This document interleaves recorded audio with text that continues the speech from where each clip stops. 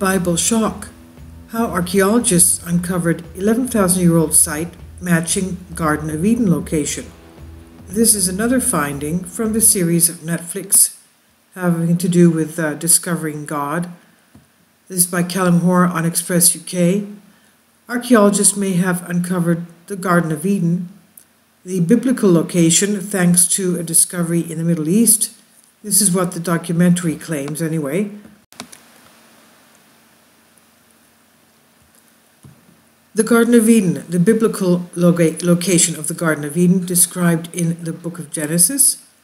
The narrative is about Adam and Eve, who were placed in the Garden of Eden, and they were to guard the tree of life before being tempted by the serpent, eating of the forbidden fruit, and that's what was the cause of them being expelled from the Garden of Eden. Paradise, that is. Now, many have searched for the actual physical location based on clues given in the biblical text. However, the age-long question may have had a clear answer from day one. The book of Genesis gives clues to the Garden of Eden. It's located in southern Mesopotamia, now known as today's present-day Iraq, and the references to the rivers Tigris and Euphrates, suggesting the head of the Persian Gulf could be a likely location. But when archaeologists excavated the area, they were left shocked. It was revealed during Morgan Freeman's series of The Story of God on Netflix. He said in 2017, it's an 11-year-old site that lies between the Tigris and Euphrates rivers. The site known as Gobelki tepe, the biblical location of Eden, called Gobelki tepe. Freeman then spoke to Lee Clare, an archaeologist from the University of Cologne, who leads a team trying to get to the bottom of this whole mystery. And Dr. Clare said, "We are now in Enclosure D, the best preserved that we have here. So we have had radiocarbon data that has come back with the age of 9,400 BC, so that's over 11,500 years old. There are two central pillars that stand in the middle of the round oval building and on the wall surrounding it at regular intervals, and we see smaller T-pillars." Dr. Clare revealed the statues may be significant and said they could be men or they could be gods. The T is the head, and then we have on the side an arm coming down. You could see a belt buckle. They could be the first gods that people worshipped. Now, the discovery comes after something similar, a similar claim that was made after finding the Church of the Holy Sepulchre. Archaeologist Jody Magnus claimed the place where Jesus was crucified was also the apparent place, the burial place for Adam.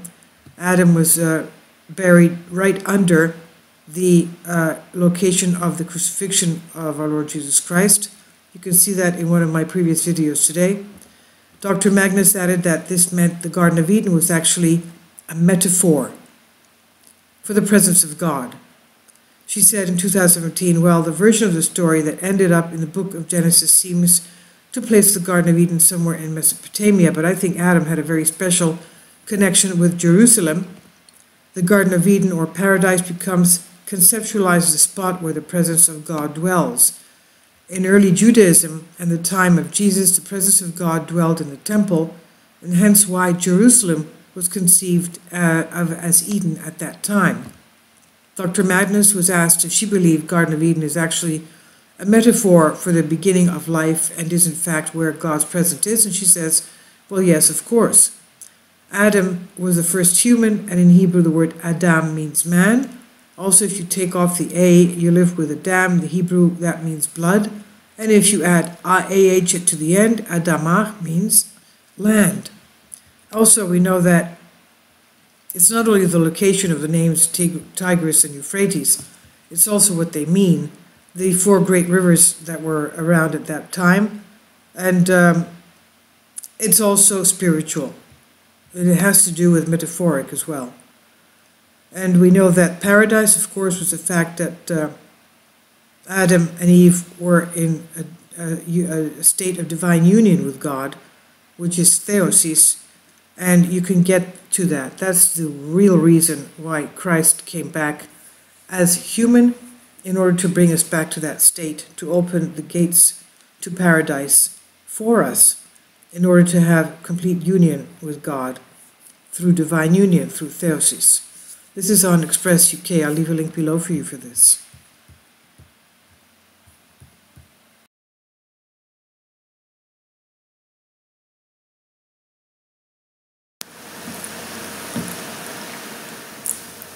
If you'd like to join me on my Patreon account, you will hear content not covered by mainstream media.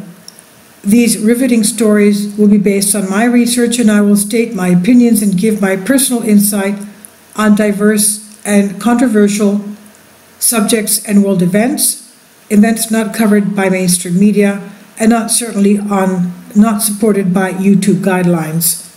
So whatever I have on my Patreon, most of those will not be on my YouTube channel. Please consider becoming a member today. More of the most significant and important videos will be on my Patreon channel. Your support helps me to continue my research and keeps this YouTube channel alive. And we depend on your support, your generous charity, because we help economically challenged families here in Athens, Greece, in Kapota, and we also help the young generation with university tuition and the community around our church.